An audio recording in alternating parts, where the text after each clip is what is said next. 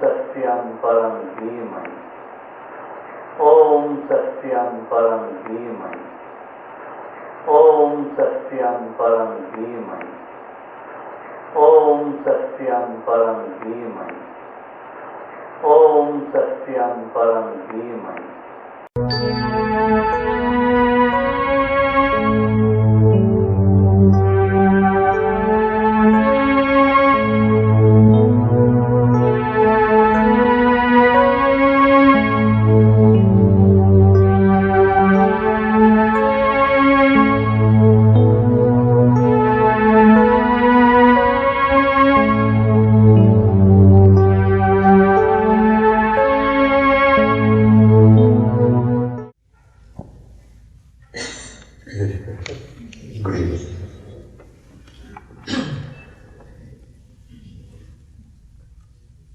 Today we'll talk about love.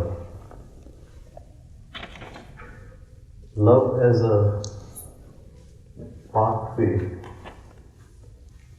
as a ladder which we keep trying to climb in a search for perfection.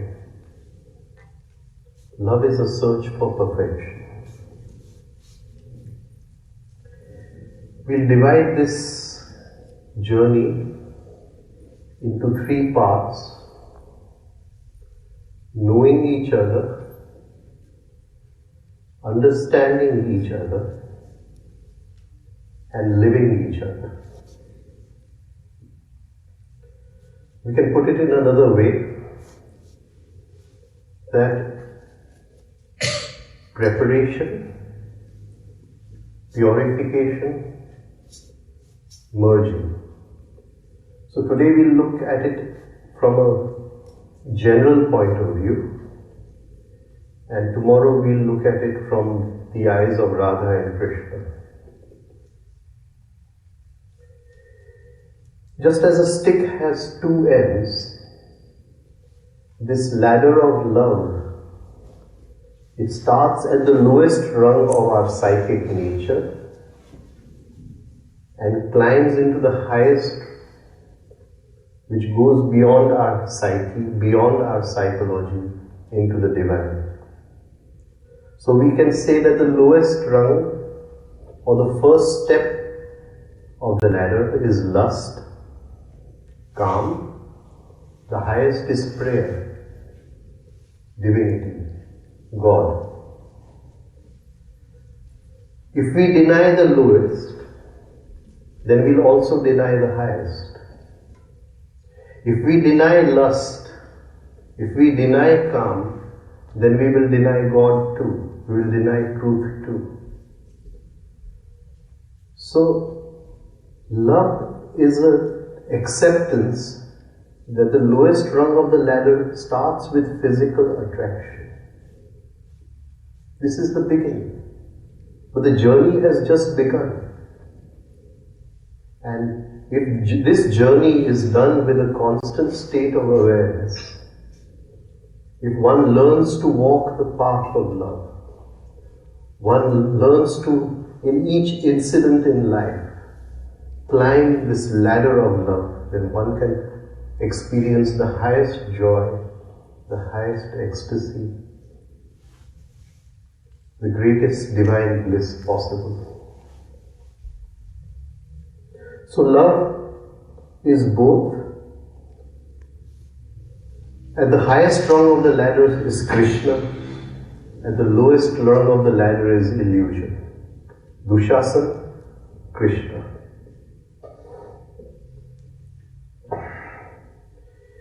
This journey from the bottom of the ladder to the top of the ladder is not without pain. So love brings pain. Love brings happiness. Love brings joy. Love brings suffering.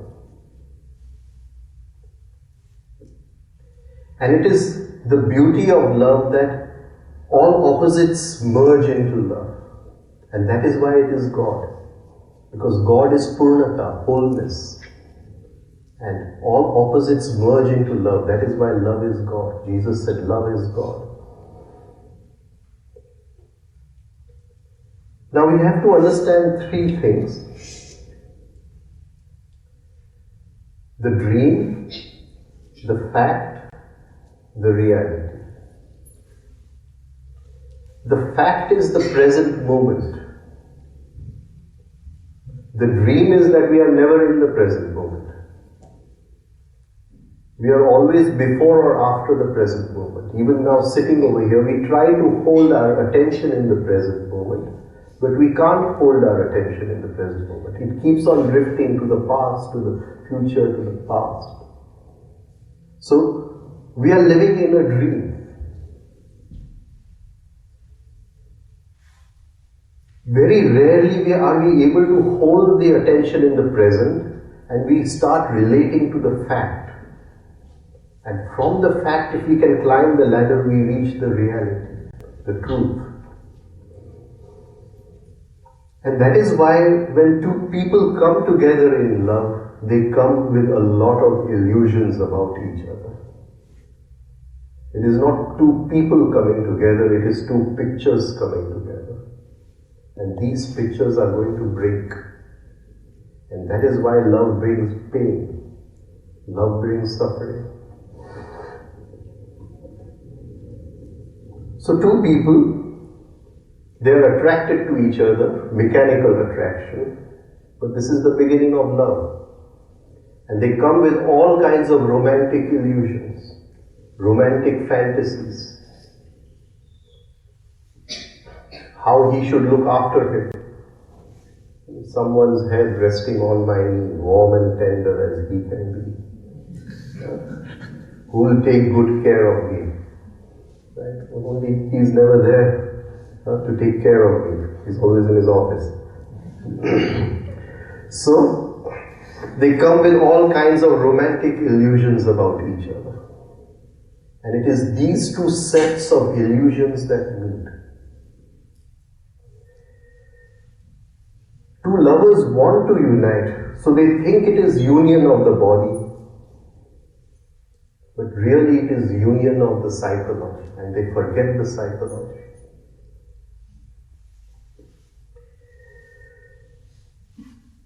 The psychology consists of a seen mind, the conscious mind, and an unseen mind, the subconscious and the unconscious mind. And it is when two people are meeting, all their illusions, all their romances, all their fairy tales have grown out of this small part of the mind called the conscious mind. And as they start living together, the unconscious mind starts revealing itself.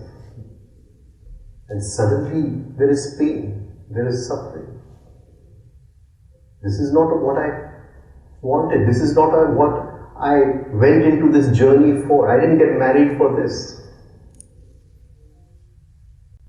But there must be acceptance of the fact. It's very difficult because all the dreams come in between. So we forget that it is a marriage of two psychologies.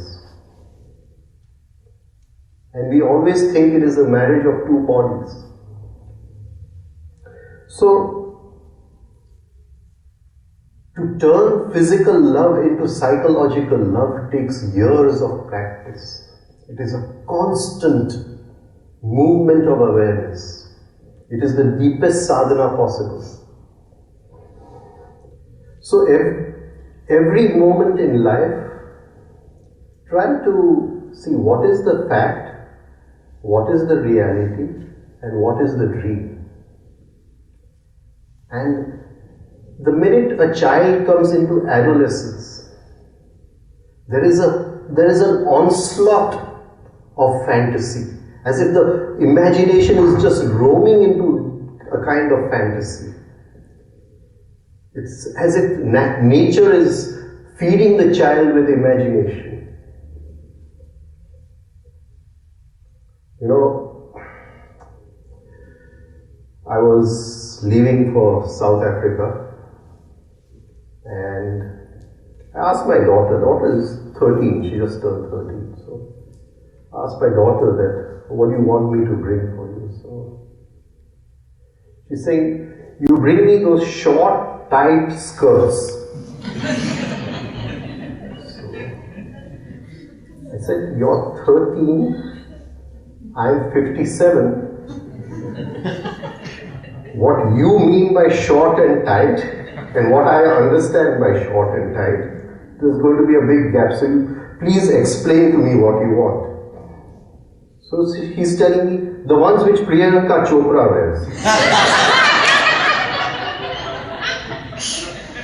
Fantasy, imagination. I told her that the only time I've seen Priyanka Chopra was in a flight from Bombay to Dubai, and she was definitely not wearing a short, tight skirt. She said, go see a movie. Now this is a romantic illusion, and this comes with adolescence. And it is these illusions which are going to meet when two lovers get together. I let my mind roam a little, and I said maybe at 13 so much of imagination, at 14 so much of imagination, and by the time she's 18 or 19, she'll come to me that, Papa, I've fallen in love with this guy. And why have you fallen in love with this guy? Can't you see his nose is like Shah Rukh Khan? This is my imagination, right?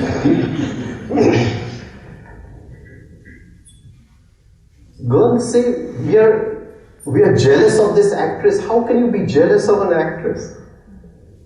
So, all this, they have these romantic illusions which are fed by movies, fed by society, fed by nature, and when two people come together, it is these two pictures, not one picture, but so many pictures which are coming together, and they call it love.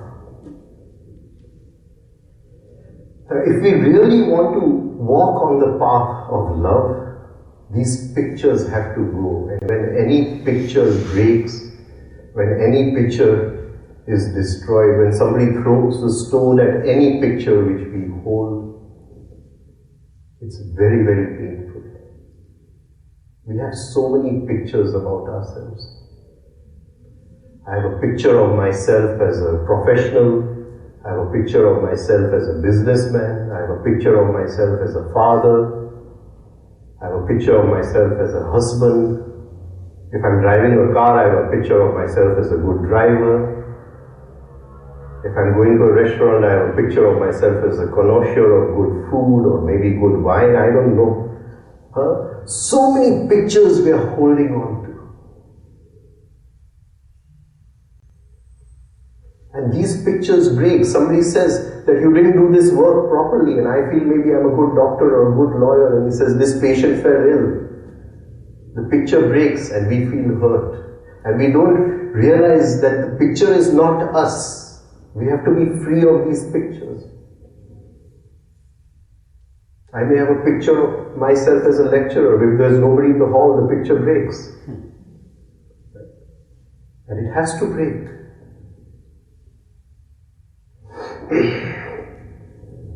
So, it is two sets of imaginations that are meeting. And the first thing that we have to do on the path of love is to break illusion. That is the first climbing of the ladder of love, is that the illusions must break.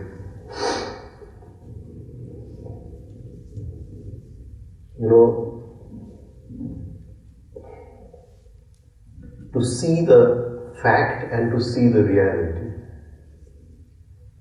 When you see your daughter, you see a fact that she is your daughter.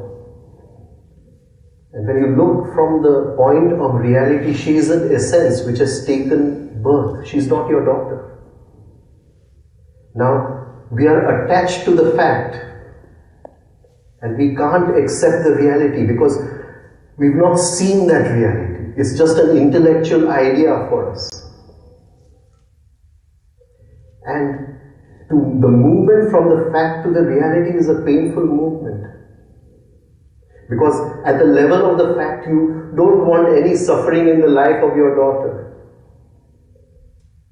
But at the level of reality, you know that the essence to grow needs suffering.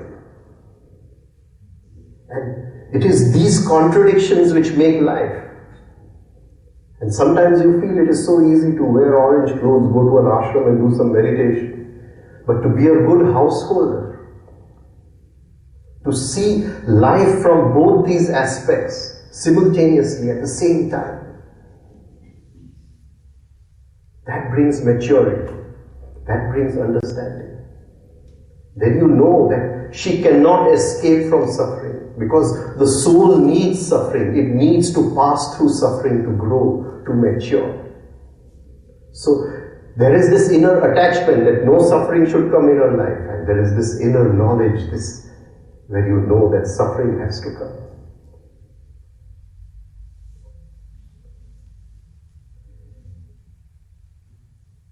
I know my teacher used to say that when his daughter was getting married, that, oh, you want to get married to this guy? Okay, bring a piece of paper. Write down this. Then after 4 or 5 years of marriage, she came, Papa, this problem, that. Bring that paper. Read that line.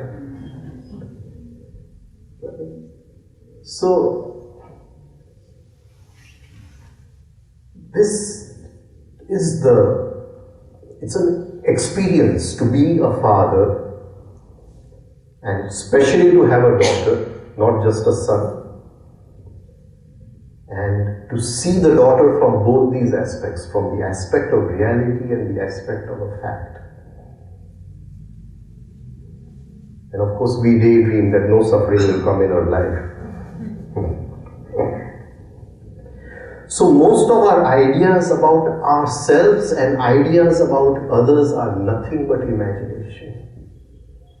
He will take care of me in this way, he will look after me in this way, she will do this for me. And whenever I wake up, my clothes will be there, all ironed and ready. And we have, in this imagination, we make attitudes, prejudices, that the person I want to marry or the person I want to relate to, he must be like this and like that. Today just somebody was talking, but you know, I read, my mother sent me to meet him, but he does not have a very good personality. I'm telling her that whomever you marry, you're marrying 101 Kauravas, don't worry. Don't worry, the 100 Kauravas are in everyone's psychology. You can't run away from that. So it doesn't matter whom you marry. I said, he doesn't have a good personality. So we have an imagination that he should be like this and like that. And another imagination we have is we are not like this and not like that. And this is where we must hear what others say about us. Because we can't observe ourselves impartially. But others will talk about us, that you're very mean, you're very stingy, you keep hawking in this way. And then we learn about sides of us which we can't see for ourselves. And these are facts. They're facts of our psychic structure. And when we marry the other person, she or he is going to see those things which we can't see for ourselves. And suddenly the whole illusion will break. And now comes the second stage of marriage, second stage of a relationship, where we get to know each other. Preparation. It's very difficult because, you know, two people come to meet you and they say we are getting married. And you can see all the imagination and you know what's going to happen down the road. Rajen, can I ask? Yeah. If a situation arises and it's one that you need to see from the perspective of reality and one is a fact, like with your daughter, for example. then what decision do you come to? How do you come to? Because, like you say, it's contradictory. And then how do you go forward with that? How do you apply yourself with that? So you have to accept the first step is acceptance of the fact. She is my daughter, right? And we are in this situation. So with love, I have to do whatever I can. But the fact is, she's the essence. The reality is, she is the essence. Reality is she is an essence who has borrowed me as a father to express. She's not even a she. The essence is not she or he. You see? But we use the word. So, she has borrowed me as her father to express herself. She has her own destiny. I cannot interfere in her destiny. One day I asked Tawarya Sahib that, sir, if you... And Tawarya Sahib could just see. I mean, he had eyes which could see 200 lifetimes this way and that. It was just a phenomenon just to be with him. So I said, sir, you see your son crossing the road and you see a truck hitting him, what will you do? Will you tell him not to cross the road? It's his destiny to be hit by the truck. So he said that I won't tell him. So that is the fact that he is the son. The reality is that he has invited this. So I said, is there no relationship between the fact and the reality? So he said, yes, there is a relationship. So I'll tell him that, why don't you go after 5 minutes? Why do you want to go so early? Please sit down for 5 minutes. Hang on. So then the second question I asked him is, okay, what are the chances that he will sit down for 5 minutes and the truck goes away? So he tells me the chances are very less. He's not going to listen. So they say, why? Because there is the magnetic pull of destiny. So then I said, then what is it that can rise above this magnetic pull of destiny? So he says, only consciousness. If he knows for himself. You get what I'm trying to say? So consciousness has a softness about it. There's no aggressiveness about consciousness. I'll just finish there. I'll take your question. I'll just finish this. So, if there is a little bit of consciousness, then there will be an inner feeling that a guest has come to my door. I can't reject him. I can't tell him you go away. So, something has come to my doorstep. That please wait for 5 minutes. It's like a guest. You get it? And if there's consciousness, there's a gentle acceptance of that. We accept it. It depends on the level of consciousness. It is only the level of consciousness which can fight destiny, which can rise above destiny. Right, go ahead. So what if now... Please take your microphone. Yeah, I'll just put the microphone.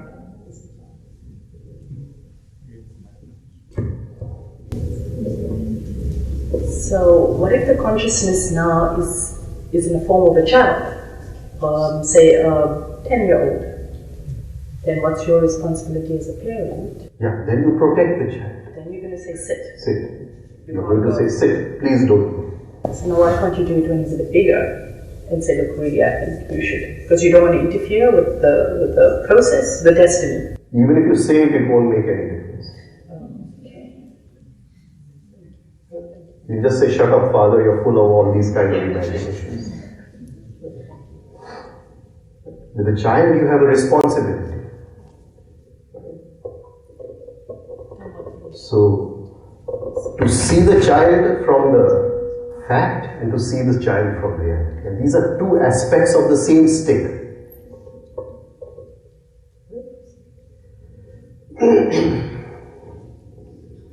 You know, I remember was with Ram Dulare Bapu before I met our SI from 1975 to 1982. And he was my guru. And he built an ashram in Madhavpur where I live. And there was one Mamlatdar who gave him that land to build the ashram.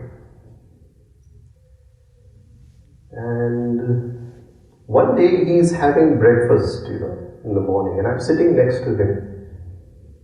And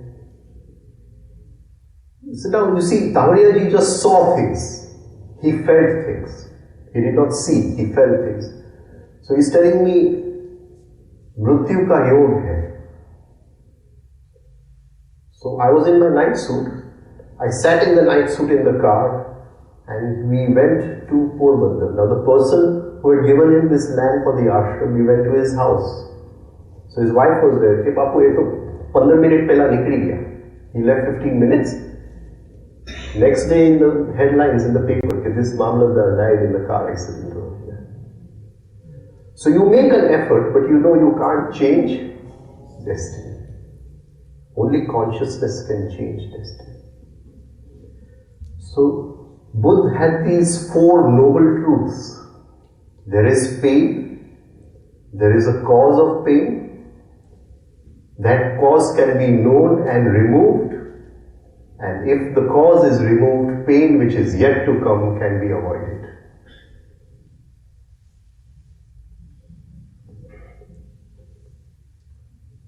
What is the cause? What is the cause of pain? What is the cause of pain? And how can that cause be removed? What is the cause of pain? Desires. Yes. But try to see in my line of time, the life which I am leading right now. I am leading a certain kind of life. All of us are. Right? Now, what is it in this line of my life that is inviting pain at this point? And what is it that can change this point?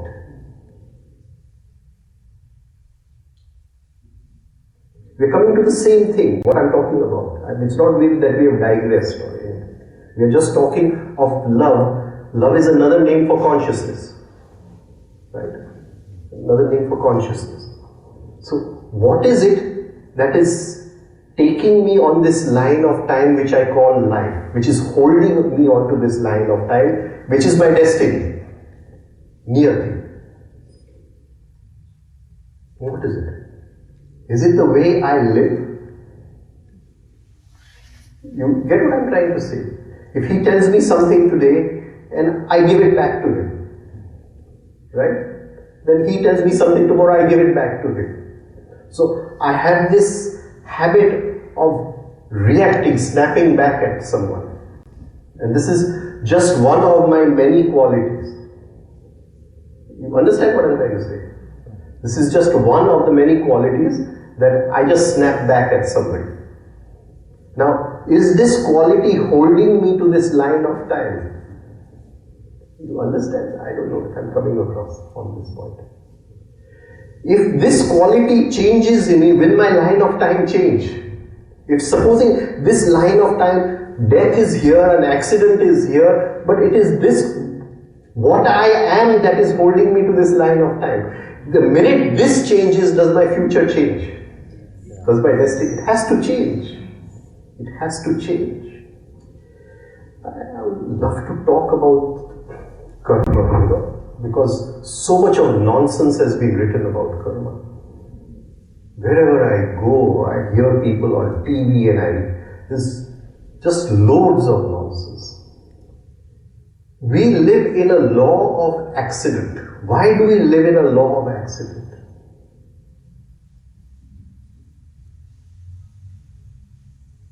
Why do we live? Supposing I lose money in business today, what happens to me?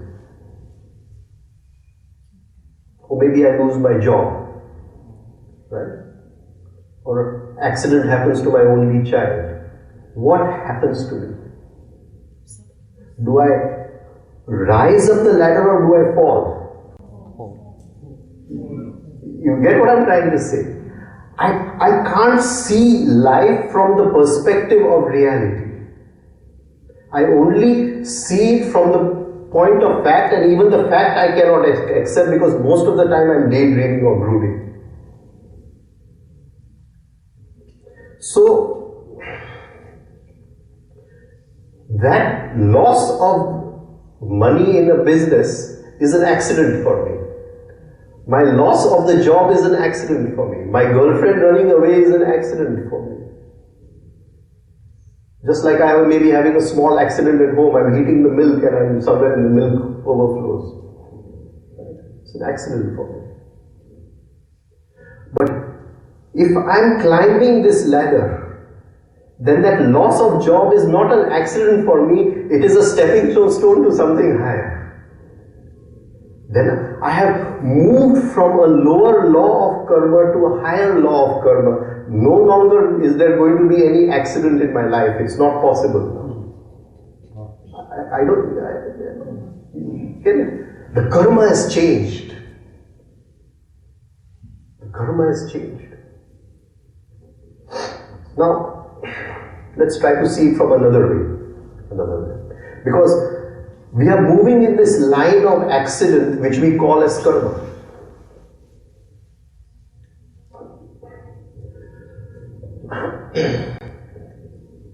Now, I get irritated in this moment, I get angry, I snap back at people in this moment, I'm giving it back to people in this moment, and this is what is holding me to this line of time which I call my life, my destiny.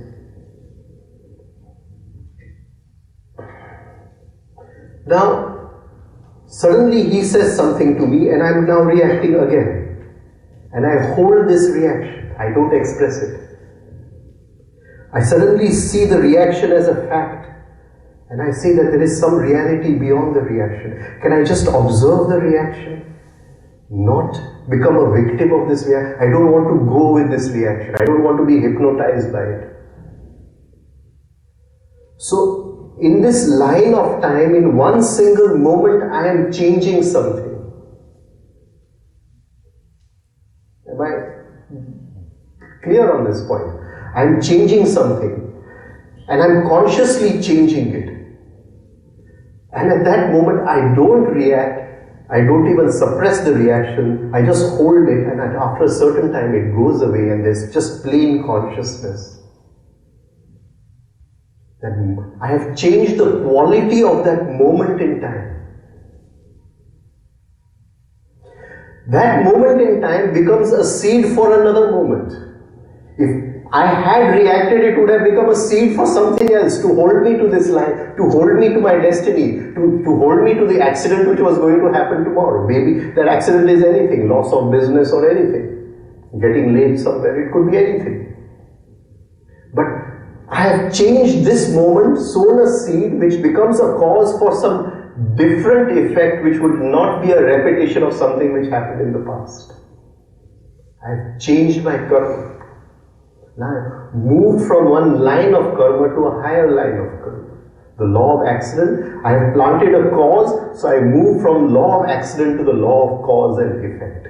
Now, consciously I keep on planting different causes which will bring totally different effects in the future. My life can never be the same again. Otherwise, everything just repeats, the same anger, the same jealousies, the same desires in different forms. Every day is just a repetition of yesterday. The people make, yes? If you react, are you moving laterally? Linearly. But if you don't react, you're moving up. You're moving up in the ladder. And consciously it can be done every moment. Let's take it in another way.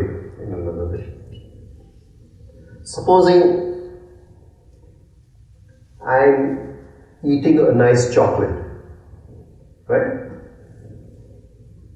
So the chocolate in linear time I'm eating in this moment. In this line of time, in this moment I'm eating that chocolate.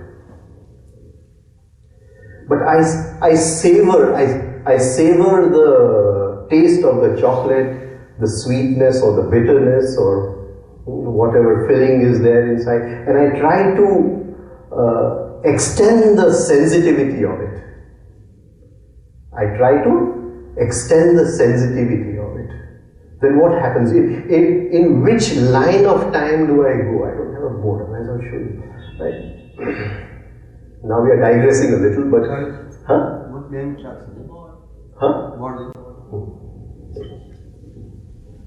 Because luckily we have a mic which I don't have to, I can carry it with me. So.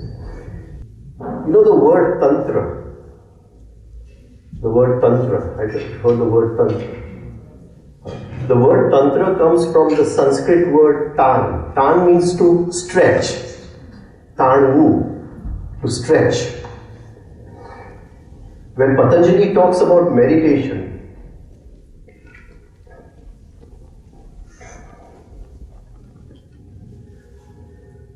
this is my line of time. This is composed of what we call, should I put it in the pocket? Huh? Should I put it in the pocket?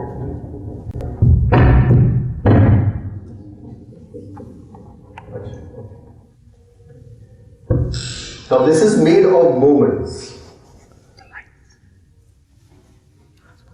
Now you'll ask, what is a moment? What is a moment? What is one moment of time? Let's now finish this, so we don't leave it halfway. What is one moment of time? How does the brain, the mind, how does it calculate one moment of time?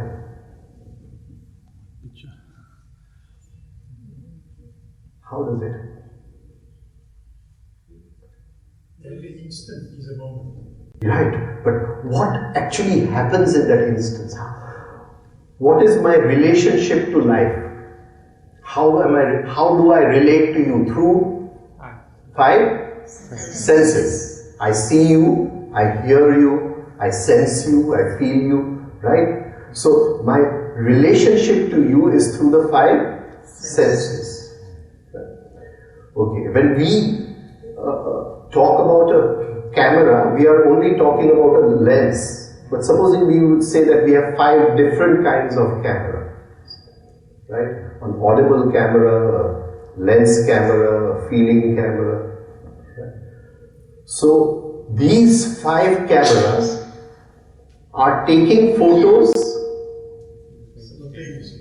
simultaneously, and it is this collage of photos which I call the present moment. One photo of the 5 senses. One photo of the 5 senses.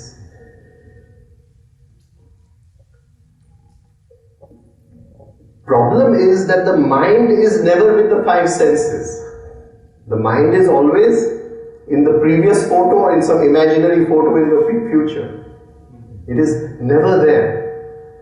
So these 5 senses, every moment they are taking pictures of life, which I say the present moment, or one frame, like a photographer has a frame. These are frames. And when the mind joins these frames, we make a line of time which we call as life. Now, science has a way, it gives an arbitrary measurement to these photos. It says that impulses in the brain travel at 1/16 of a second. Right? So, when we are going to see a movie, 16 of these frames are put together and we get a photo of somebody on the screen, and right? But that is an arbitrary measurement. Actually, what is happening at the level of the fact is that the 5 senses are taking photos, and that one photo is what we call as the present moment. Patanjali has a beautiful sutra. Shana tatta krama yoho viveka jama jnanam. Shan, one photo, one point in time, shan. A moment in time, one throbbing of the pulse beat of time, shan. Ane enu kram. It's easy to translate Sanskrit into Gujarati, but when you have to translate it into English, it becomes, you make a big mess of it. Right? Shana ane enu kram. What is kram? What is kram? What is kram? How many processes are there in life? How many processes are there in life? 6 processes. Life is a movement of 6 processes. Right? The first process is growth, the child grows. Digestion, healing, elimination, regeneration, and the last process is disease or corruption. Wherever we see life, it is a movement of these 6 processes. Supposing you say something and I get irritated, then this shard, this moment, this photo, this frame, which Patanjali is saying, Shada Tata Krama Yoho. In which kram have I sent this picture? This picture which came in through the 5 senses, it is a kind of prana, it is a food. Don't take it as a static picture in some photo album. It is a kind of prana, like the food I eat, but it is a very high quality fuel, nuclear food, which I'm eating every moment, right? And it came in, he told me something, but I got irritated. I gave it back to him. In which process did I send the shana? Elimination. Into, I vomited it out. Into elimination. I vomited it out. But if I held it in, it could have gone into digestion. If I had transformed it, I could have changed it into regeneration. Am I coming across on this? So, it is Patanjali is saying what you do with the moment and in which process you send it is the beginning of what he calls the power of discrimination or vivek.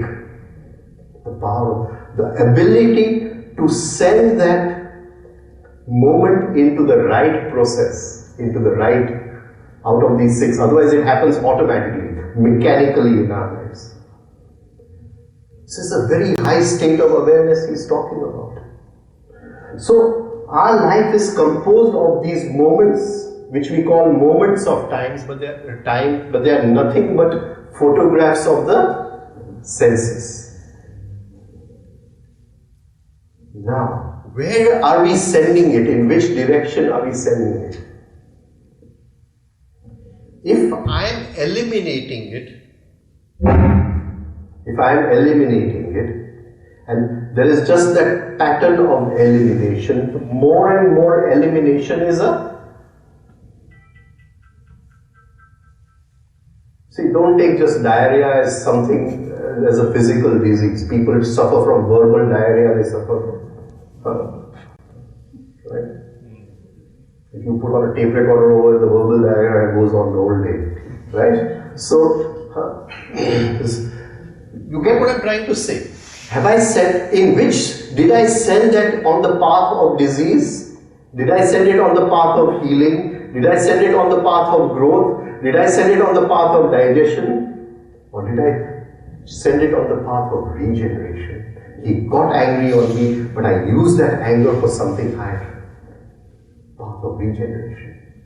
Right? So that is my choice in each moment, what we call as free will in each moment.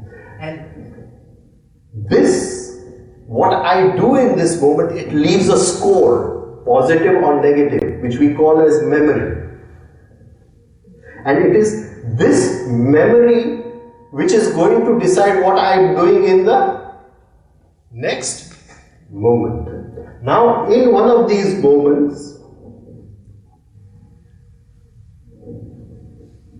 what is consciousness? I become conscious. What does it mean? What comes to meet this moment when I'm conscious? What is the meaning of consciousness? Can I sit down for 5 minutes and I'll come back to this?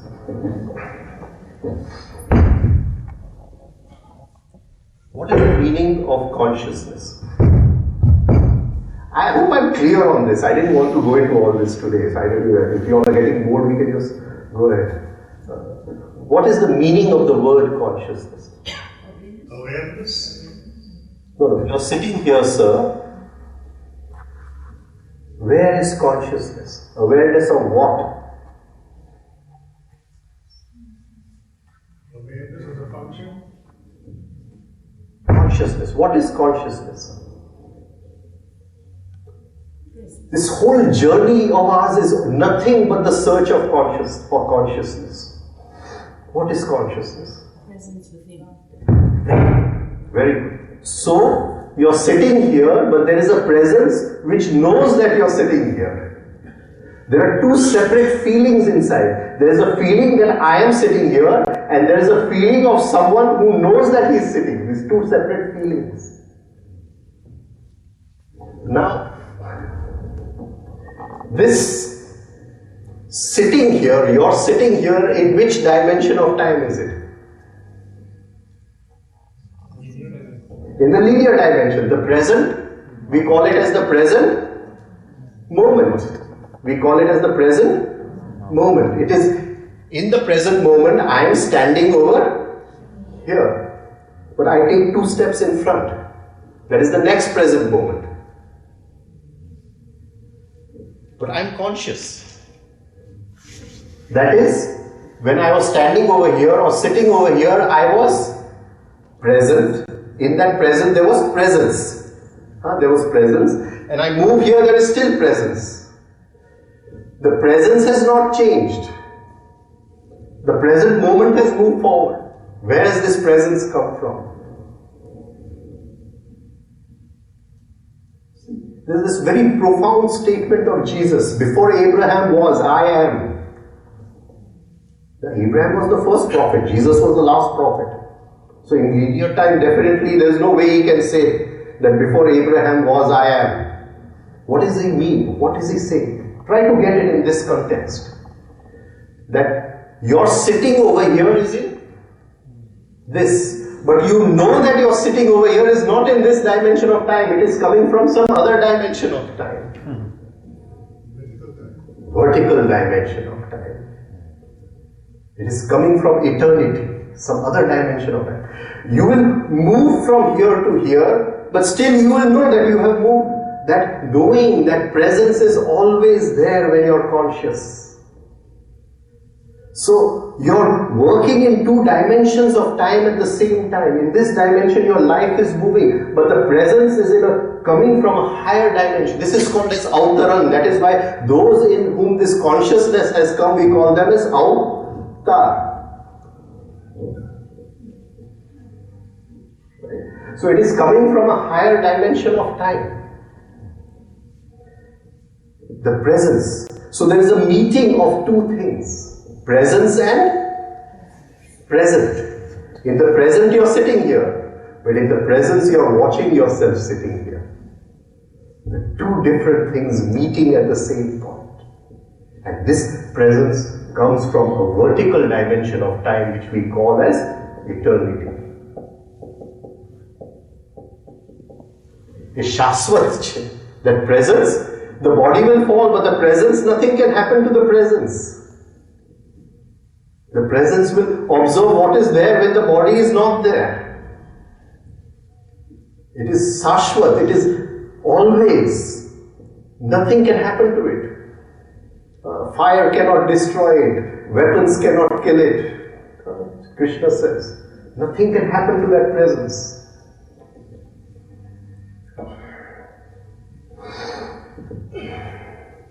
Now we come back to our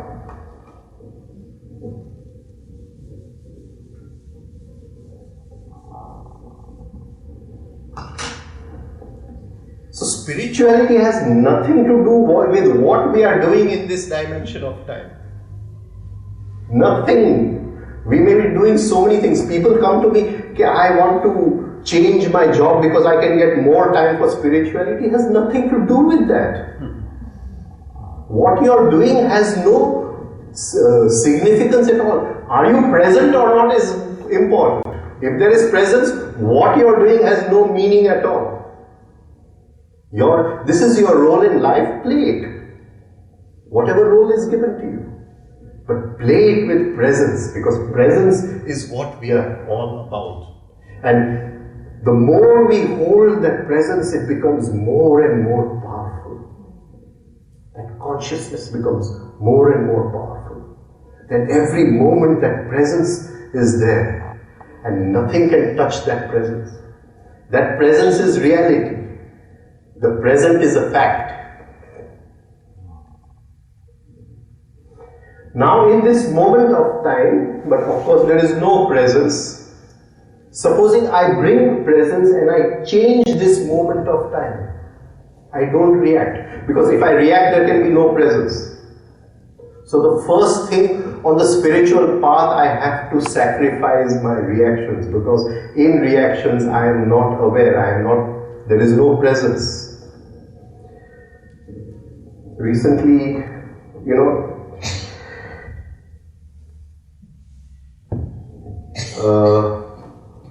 in 1984 I had been to the US, and when I was leaving the US after 6 months there, my mother phoned me from India. She said that we have been reading this book by this author, maybe you can get some more books by him. And the name of that author was Eugene Gould. And I brought back some of his books from America. And one of the set of books was 10 volumes called The Secret Talks.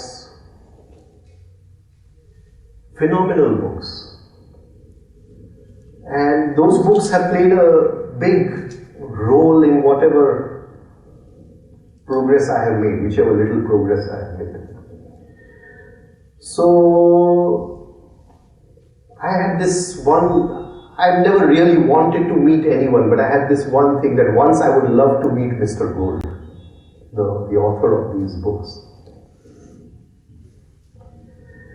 So, in 2010, I was in the US and I tried, but we couldn't go to meet him. Last year I was in the US again, and we arranged a trip to go to meet Mr. Gould. And I spent a whole day with him, and it was a beautiful day.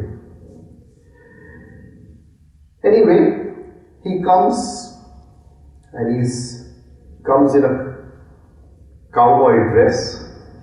He's wearing a cowboy cap, and he's got this big belt on this thing with a gun inside.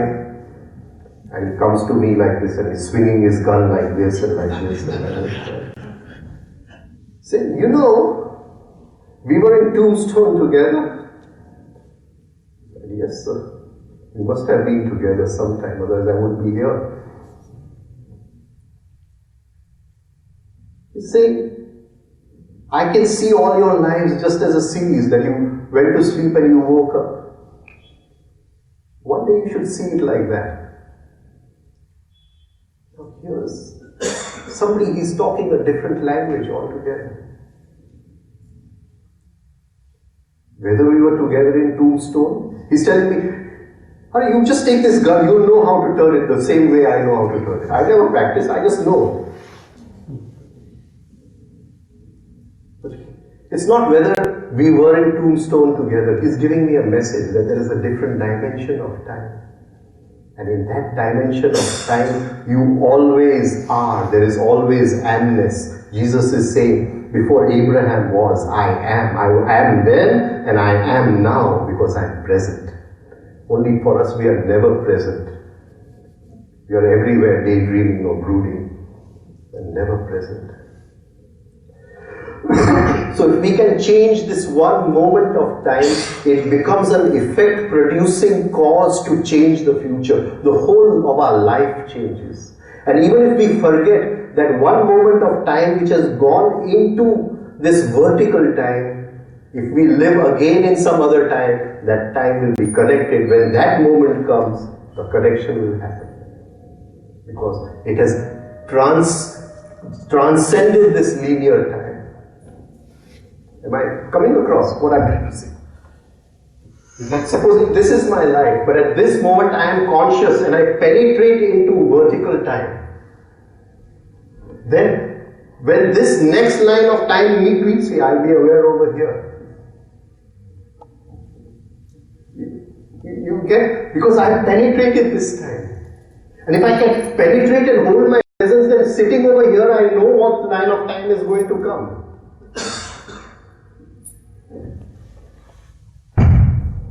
Practice it on small things.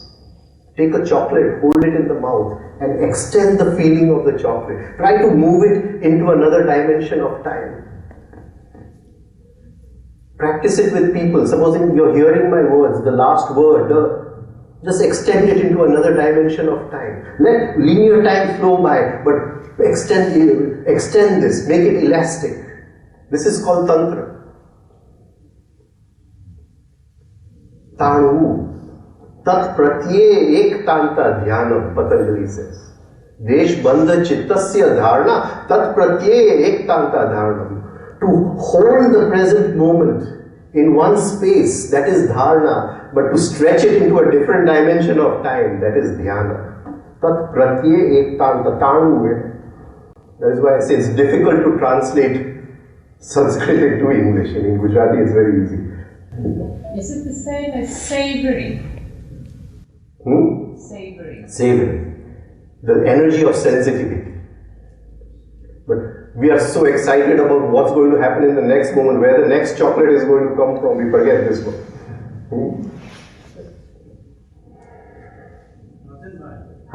Just something, this action, or not the action, if you do something consciously, like you were talking, that is a form of action. Or isn't it? That consciousness that the impulse comes, and that consciousness that you are savoring, that consciousness is now a form of action. That's it. But you see, in English we have the one word action. In Sanskrit we have two words, karma and kriya. Right? So, if I'm savoring it, if I'm enjoying, then there is no residue left behind. I'm enjoying this tea, but there is no residue left behind. It could have been made better. You get what I'm saying? So action would actually... So it becomes a kriya, it does not become a karma. But if I'm having this tea and I'm complaining inside, you get what I'm saying? Okay, it could have been better. Then it becomes a karma. I've forgotten the sutra, I'm not getting it. We talked about it once before. But Patanjali does not talk about karma yoga. In the Gita, Krishna talks about of karma yoga. Patanjali talks about kriya yoga. Not Yoganand's Kriya Yoga, but Kriya Yoga. Kriya Yoga is that there is no residue which becomes a seed for future repetition. Sorry. Now, what is the difference between that and an acceptance, a passive acceptance of an event? What is the difference between that? Acceptance is the door, because unless I accept what is, I cannot enjoy what is. And if I cannot enjoy what is, I cannot be conscious of what is. These are three steps. First is acceptance. Supposing there was too much sugar, then there's acceptance. Now enjoy the too much sugar and be conscious of it. But if I'm complaining there's too much sugar, There is no sugar.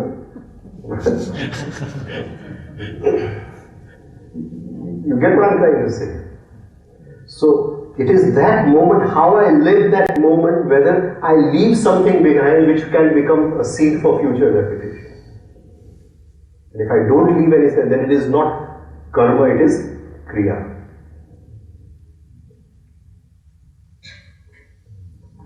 Tapa, Swadhyay, Ishwar Pranidhanatva, Kriya Yoga.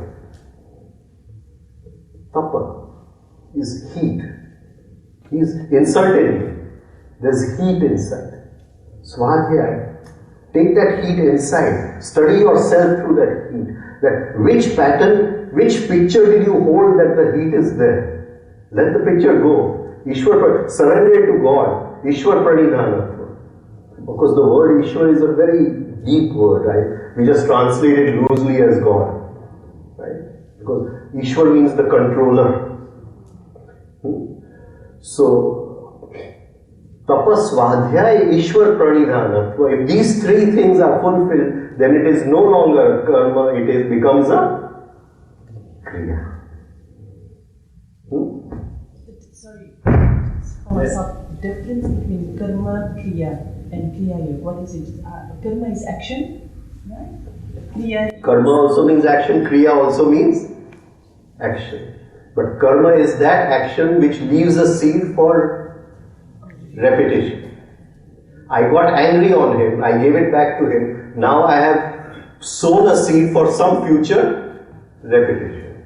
But instead of karma, I do kriya, I do tapa, swadhyay, ishwar pranidhanatva. These are the three steps. Then there is no seed left for future. I have changed this moment in time. I have sown a new cause. A new cause. Yoga means kriya is different, you said? He calls it kriya yoga, but that is a set of exercises. See, net practice is not the cricket match. I may be doing so many pujas and so many exercises, but again I get angry on him. What is the point? In the cricket match, I got out in the first ball. The whole life I may be net practice, but I am not chosen for any match because I get out on the first ball. So people do hours and hours of puja, but small thing their wife does and they flare up like this. There's no meaning at all. It's just a waste of time. They go to sleep at night. They're frightened of whether death will come or not. But what is the point in doing all these pujas? You see? But if you don't flare up and you keep it bottled up inside you, doesn't it cause mental or physical damage? Yes, it does. But when you bottle it up inside, it is mechanical, sir, the act. If you are my boss, even otherwise you look like my boss. So definitely I'm not going to throw it on you. I'll bottle it up inside. But, no sir. But, when I decide to hold it, it is a conscious action. It is a conscious action. So I'm not throwing it out, I'm not suppressing it inside. Initially, when I decide to follow the path of consciousness, for some time there may be a little suppression. But as I become adept at consciousness, there is no suppression. But if I'm doing it mechanically, without any consciousness, like I cannot hit you, then it becomes pathological inside. So we come to the same thing again. We had this dream and we get married. And we always feel that this person is going to look after us so gently and so softly and then one day he gets angry, he snaps back, he gives it back. Reaction, and we are hurt. And this is the beginning of the process of knowing each other. And I get these phones every day. Every day. That he insulted me, he degraded me, she did this to me, she did that to me. Right? And if they can't snap back at anybody, they can always snap back at me. You say to take it, but how much can I take? So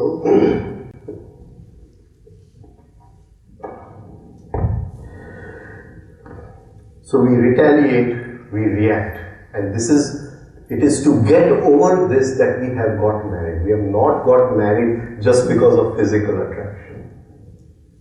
It is to mature out of this. We want more reactions, we want to grow. So the first step is to give up resentment. It's very, very difficult to give up dislike.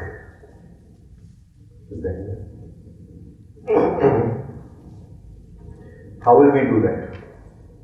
What will we do?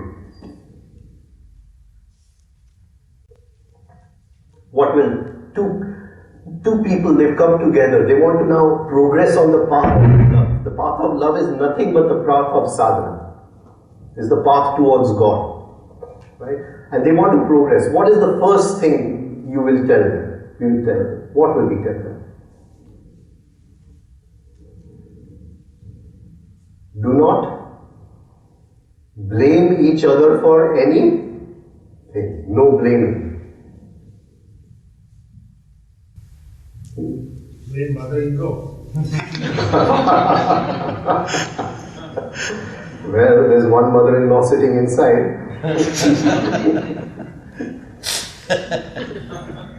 It's a long practice, sir, not to blame the other.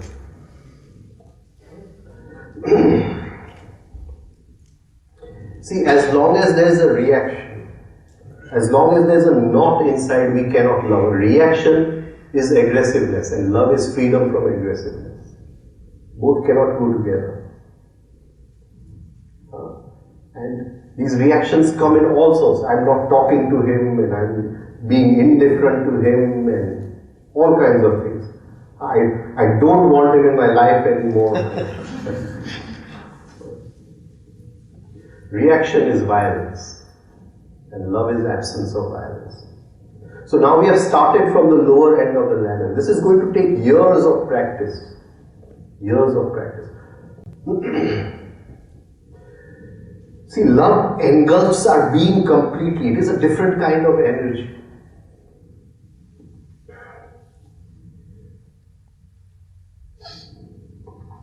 Our problem is that we are not conscious. When that energy starts flowering within us, we are not conscious. We allow the lower psychic nature to take possession of that energy. So it engulfs us completely. We tell somebody, I'm willing to die for you, but if you look at somebody else, I'll also kill for you.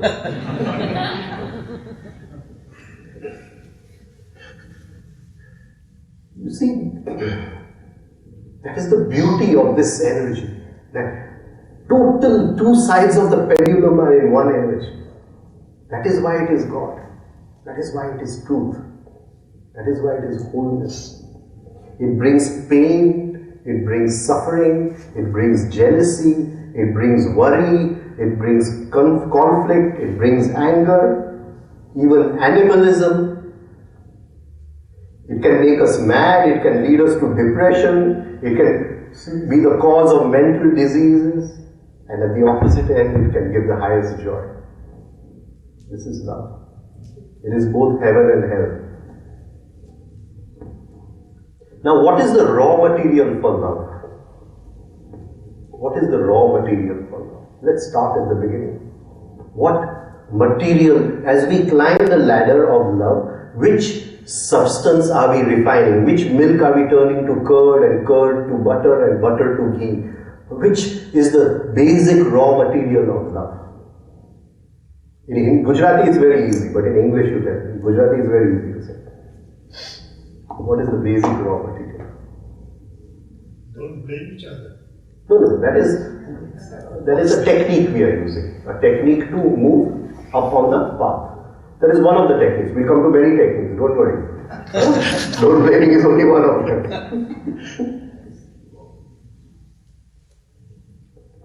But what substance are we transforming? What material are we transforming? Your ego? The ego will be transformed, but which is the basic raw material in this factory of love?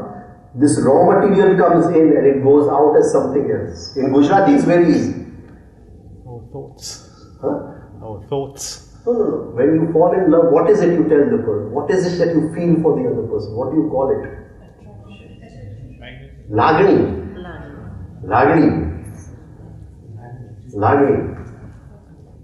Right? Je lagi jaye. Je lagi jaye, lagni. Je choti jaye, lagni. In English we'll call it affection. We'll call it affection. Right? So, this Lagni, we transform it into something higher, which we, in Gujarati, because in English we don't have two words, in Gujarati we have two words. We call it bhav. Bhav. From Lagni to bhav. Lagni is changeable. No? It's changeable. If my son passes the exam, then his share price goes up. But if my son fails in it, then his share price goes down. If you insult me, then the Lagni decreases. But if you praise me, then the Lagni increases. So this is the raw material. But when two people are moving on the path, it has to be reciprocal. The affection must be reciprocal. So this is the basic raw material of love. Reciprocal affection. One must have affection for the other must have affection for the other. No meeting is possible without this. This affection is an energy. It is a kind of tender feeling, a kind of fondness for the other. But it has to be there from both sides. Because they want to walk on this path.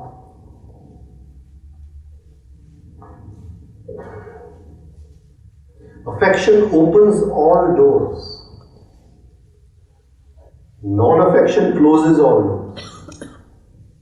It leads to indifference, resentment, dislike, arrogance, rudeness. All this shows a lack of raw material. The basic raw material. Love is very far away.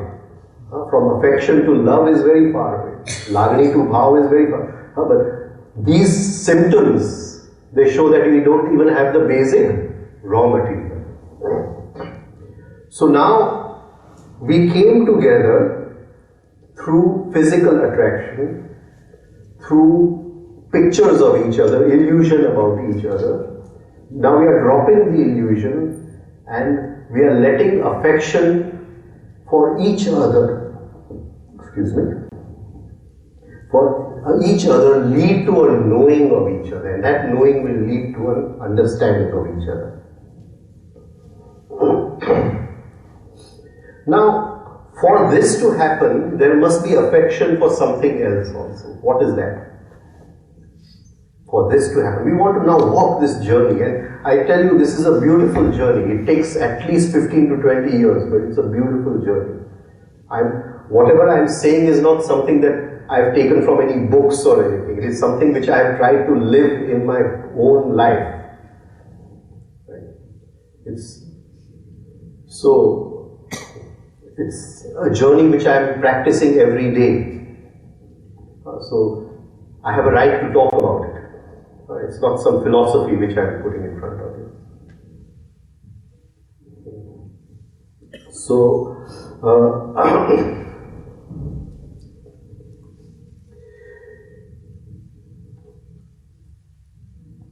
this affection,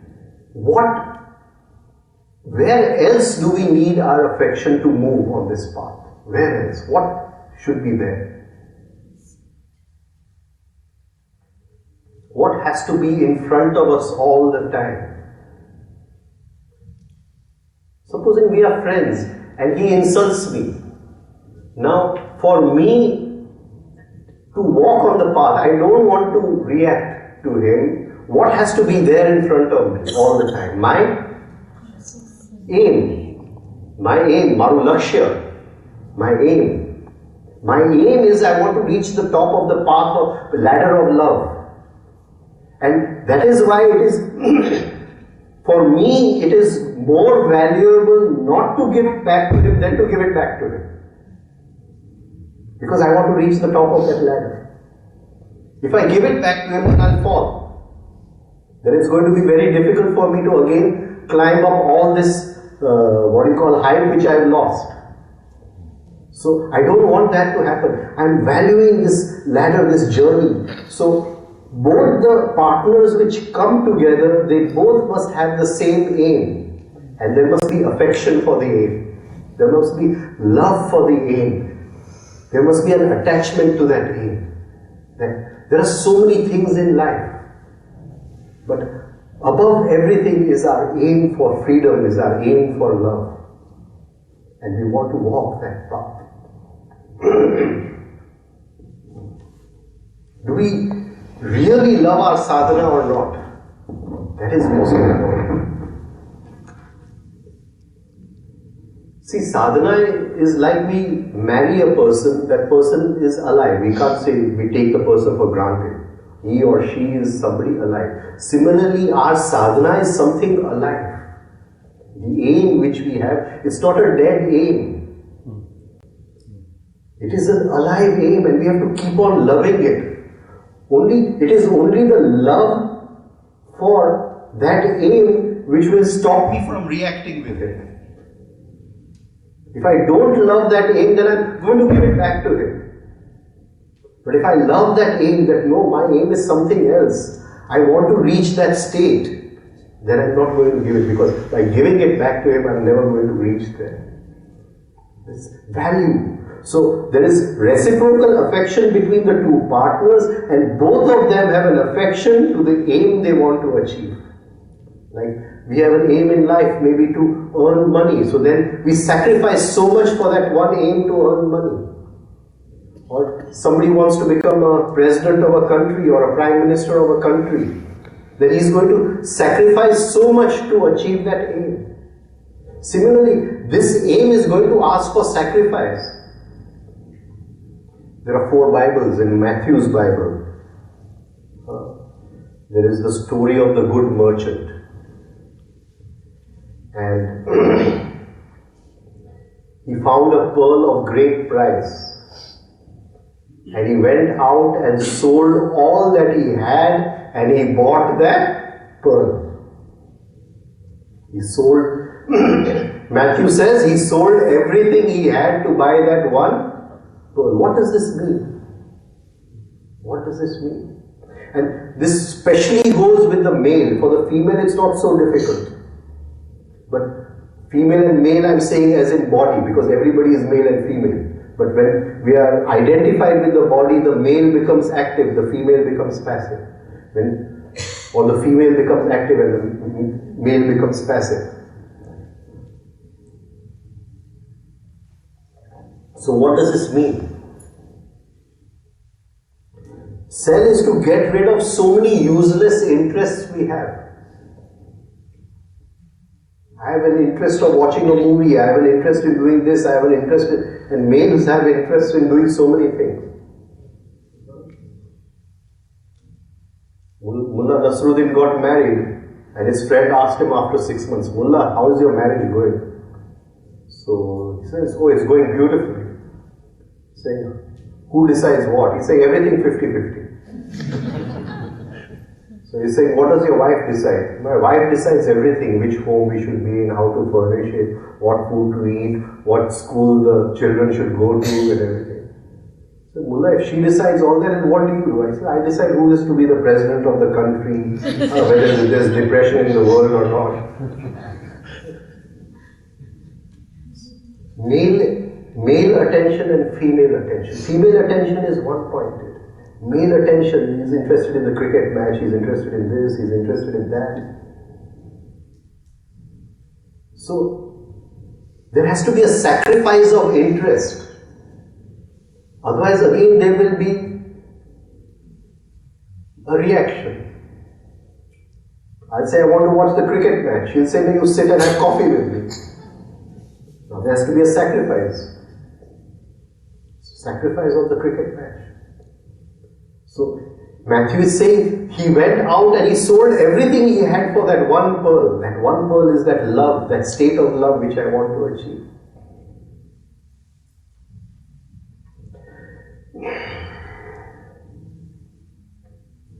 To understand another, we have to pay attention to the other. To study anything in life, we have to pay attention. So this movement from knowing to understanding, we have to pay with our attention. And our attention is scattered in so many places.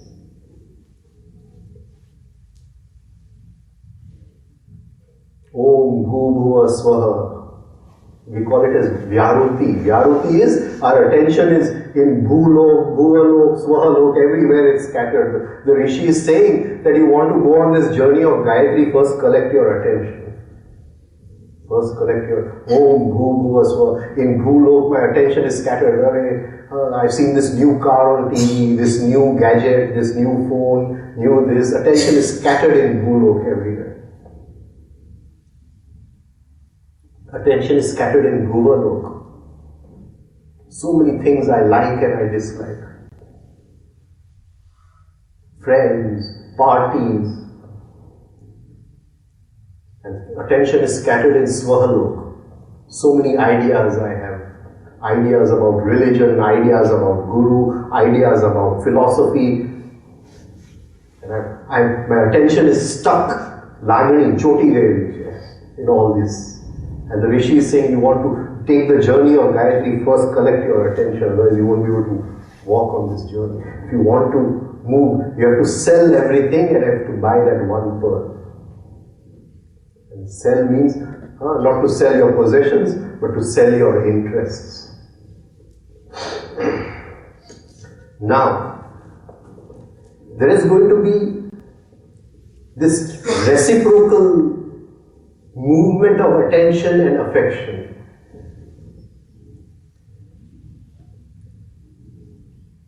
Supposing she is hanging out the clothes, and there are a lot of clothes to be dried, and you go to help her, right? What kind of feeling comes in? What kind of feeling comes in? More affection. No. I've done it, so I know. I've done it. You might say you're a nuisance. No. You help her. Just, it's a small thing, hanging out the clothes. Right? Of course, now you have washing machines with dryers and all, but I'm talking about the old days. You appreciate that. It's such a wonderful act. No, what feeling will I have after I've helped her in hanging out the clothes? What feeling do I have inside? Feeling of satisfaction. And this is not in one thing. Yes, satisfaction plus joy. Happiness, respect. Okay, supposing you give a donation to some school or to some charity, what feeling do you have inside? The same feeling. What feeling do you have inside? Happiness to Joy. A feeling that I have done something good. What will we call this feeling? That I have done something good. You have to sacrifice this feeling. What will we call this feeling? This is very subtle. This is very subtle. Supposing you are sitting with your son or daughter and you are teaching them history and you've taught them very well. And there's an inner satisfaction, but there's also a feeling inside that I have done something meritorious. A feeling of merit, that I have earned some merit. And this is self-love. This has to be sacrificed in all relationships. So you call that a kind of pride? Right. Okay, because you feel. But it's a very subtle form of ego. Very, very subtle form of ego. And we don't want to, so every time there is reciprocal giving and taking of attention, there is this sacrificing of the feeling of meritoriousness. That I have done something good. Definitely not done something good. My aim is there and I am walking to my aim. And she is helping me walk to my aim. I have definitely not done something good. By teaching him history, I am going to my aim. I have not done something good. Now, when do we know that from knowing each other, we have come to an understanding each other? What is there in understanding that is not there in knowing? Just sit for 10 minutes more today, please. So we finish this.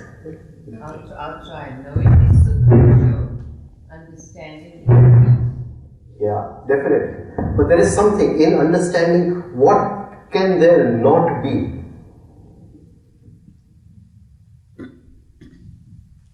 What can there not be? And this is when you achieve this state, there is so much of joy inside. It's a different state of your love has flowered to a different state, and still living comes later. You know, the state of understanding. I think it's accepting. Accepting. At the beginning in relationships, we see lots of differences. But there comes a point after 20 odd years, you accept these personalities and you don't expect certain things to change. Because let's face it, from where I am at the moment, most of the people I know. You've taken a consolation prize. We want the first prize. Okay, but I'm trying to understand. You come to terms with it. You do, because sometimes in old marriages, if both partners don't have the same aim. Yeah. In many cases, women have that aim and they work towards it. But men say they have to earn a living and they sacrifice those final qualities. They have to be tough and difficult to deal with, and they're not very compassionate, and they bring that back home as well. So when they're hanging out the clothing, etc., they do come in and say, "See, I've helped you." But it's been helping for 8 hours in the day, and that doesn't matter if they come home on one day for 1 hour and they're helping. You have to say thank you. So like this, we're on this journey, but it's very difficult. It is. That is why I'm saying that it has to be reciprocal. So now what happens to those of us who find we are in this non-reciprocal relationship towards the aim? You still walk. You still continue. You still consciously walk it. So and a point will come where it will become reciprocal. Okay, so they it has to come. But it will take, like you said, 20 years. And probably longer. So now we come to the So now we're working with acceptance. Can't do anything else. Yeah. But don't make the acceptance a consolation prize. Okay, I still expect more. It's fair because I know my aim. And so that's the goal. That's the goal. So keep your aim and expect more from yourself, not from him. Yes, because that is the thing where we often make a mistake in wanting to change another person, but you can't do that. You can't even expect more. You can only, it's like what you've been discussing these past few days. How much more of yourself can you sacrifice?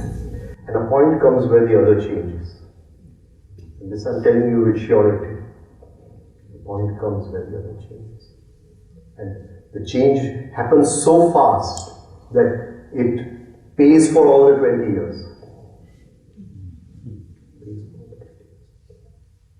And that is what I am saying, that you move from knowing each other to understanding each other. There is one thing which can never happen in understanding. What is that?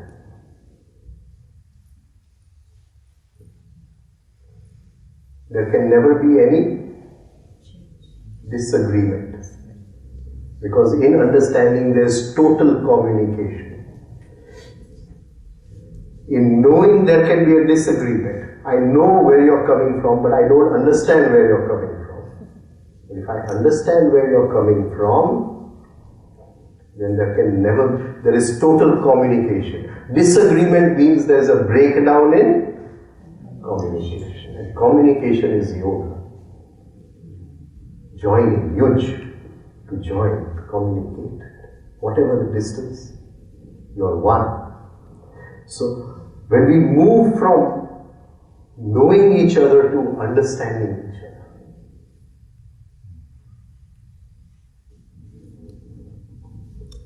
This is real love, understanding each other. And from this we progress to conscious love, a different kind of love. So in that understanding, what have we surrendered? We have surrendered all our opinions, all our prejudices. Everything that we hold is mine, we have surrendered. To understand where that person is coming from. And it could be totally demeaning, it could be totally insulting. Many ladies come to me, I don't mind if he demeans me, but why does he do it in front of all the friends? Totally demeaning, but we understand from where it is coming. And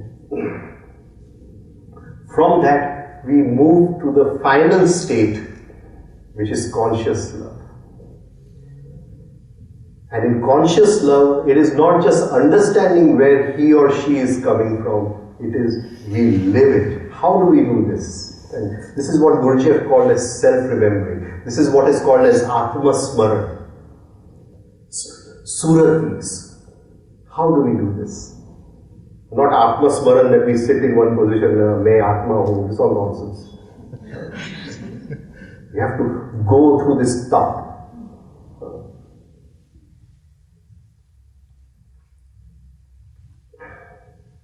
So what is this? What is this Atma Smaran? I understand where you are coming from, so there is no disagreement, and there is in that dissolving of all my attitudes, my prejudices, there's so much of inner joy. And now I'm going one step further. I live where you're coming from. Now to move to that live where, what do I have to do? What do I have to do? Oh, time is over. It doesn't mean you understand. Now from understanding we are going to living. However, what technique will I use?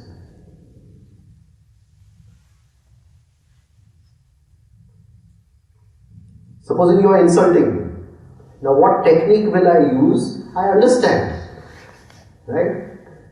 But now what technique to live what you are going through? Why? The cause of why you are insulting me. In my memory, there is some place where I have insulted somebody else. So I go back to that and I start reliving it. This is called Atma Smaran. Guruji calls it as self-remembering.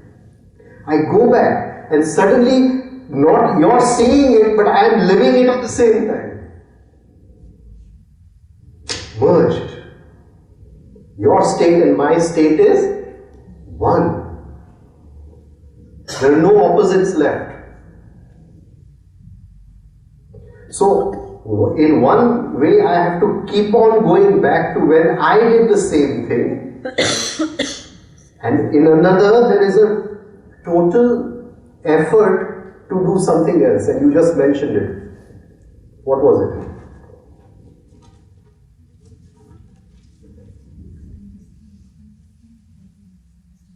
To unite, to merge. Because the final state, nobody knows who is Radha and who is Krishna. Gone. So how do we merge? One merging is that I experience the same state you are going through.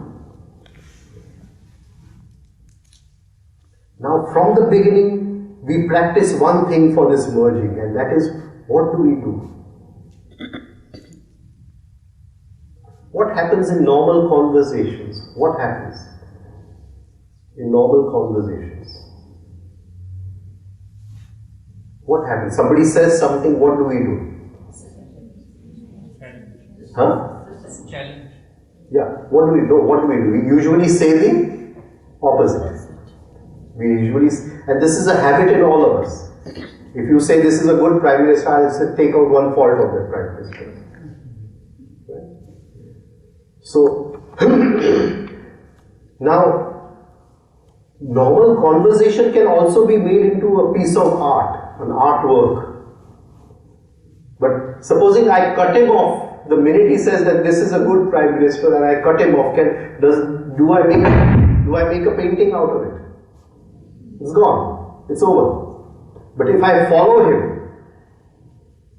I start supporting him and then follow him and slowly put in something, what am I not doing? What am I not doing? What am I consciously practicing over here? Not contradicting him. The minute I contradict him, the painting is over. No more brushes on the artwork. This is the whole key from the beginning. For that final merging, every time we feel a contradiction, make it complementary. Every time we feel a contradiction, make it complementary. Day is not opposite night and night is not opposite day. They complement each other. Pain is not opposite happiness. They complement each other. And this is the beauty, the dance of the relationship, that she says something which I feel is contradictory and I make a conscious effort to complement it. And I say something which she may find contradictory and she makes a conscious effort to complement it. And suddenly we find that we are merging into one state. All contradictions start becoming complementary.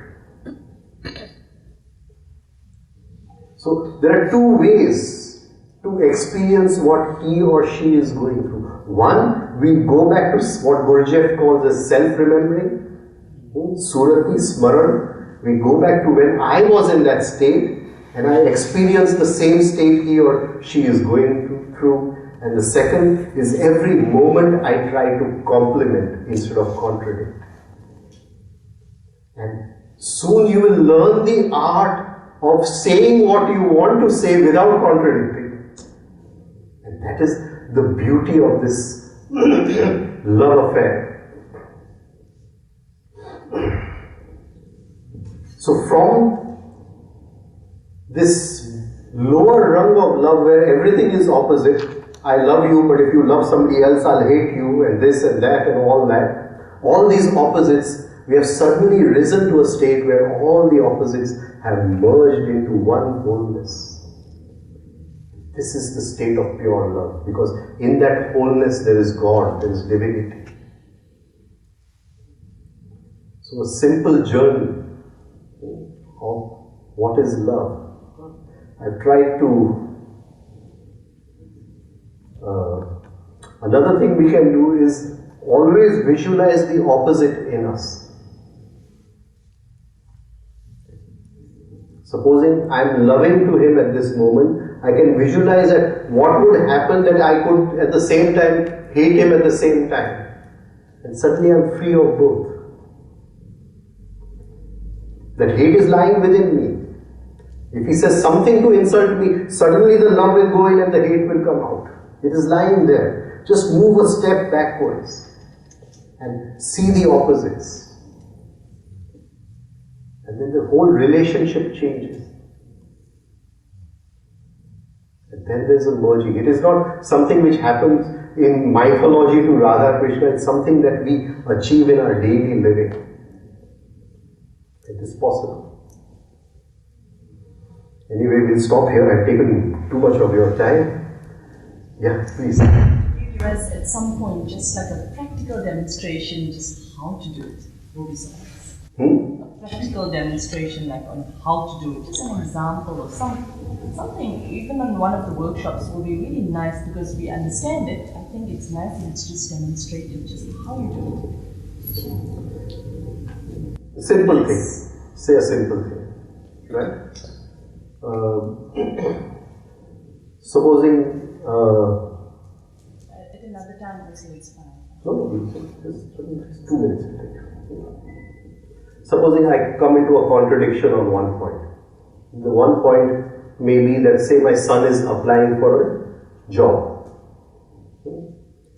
And my wife tells me, don't push him so hard. So now there's a contradiction. So I'm seeing him that if he gets this job, then his life will be better. And she's got her affection for the son should not overdo it. You see, and this is a typical state of father and mother. Right? So what do I do? Do I argue with my wife at that time? That you are not concerned about his future, you are not. Or do I drop it? Will that argument serve any purpose? Drop it. I try to understand where she is coming from. She has this softness for the child. Drop it. And then I wait. And I wait, and when she says, supposing he just makes this escape, what is wrong with it? So instead of contradicting her, I have complimented her. All about it. There's beauty in this, there's joy in doing this. The simple things of life. See, for sadhana, you don't have to go to a guru, to an ashram or anything. It is just the normal everyday life which is sadhana. And you can achieve God sitting there in your home without changing anything, with no scripture whatsoever. Just daily living. From all that you have said, to me it boils down to just being conscious every step of the way. Conscious. That's all it's about. In the end, it's this same wine which I'm going to pour into different labels.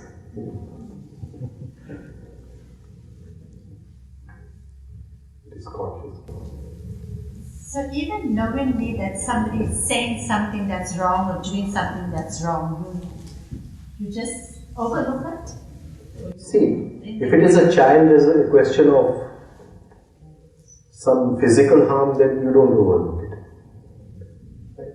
Otherwise, you always walk 2 steps with that person and then find a way of turning it around. But if you contradict that person immediately, nothing is going to come out of it.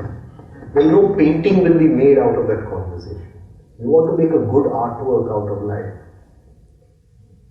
And that can never happen through contradiction. It can only happen through complement.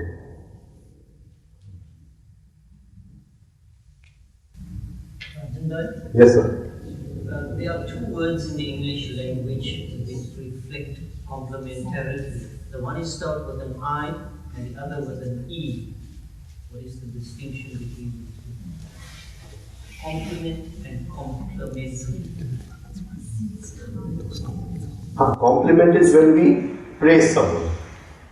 But compliment could also mean that we add a little to it. So, supposing somebody calls me a fool, can I add a little to it? I compliment it. Yes, my wife also calls me a fool. You get it? I compliment it. Right? Now, that, there is no contradiction. Now I can become complimentary to everything he says. So, what you're saying, the 2 words, compliment and pay a compliment. Compliment is if I make an effort, E, and compliment is I pay a compliment, is I.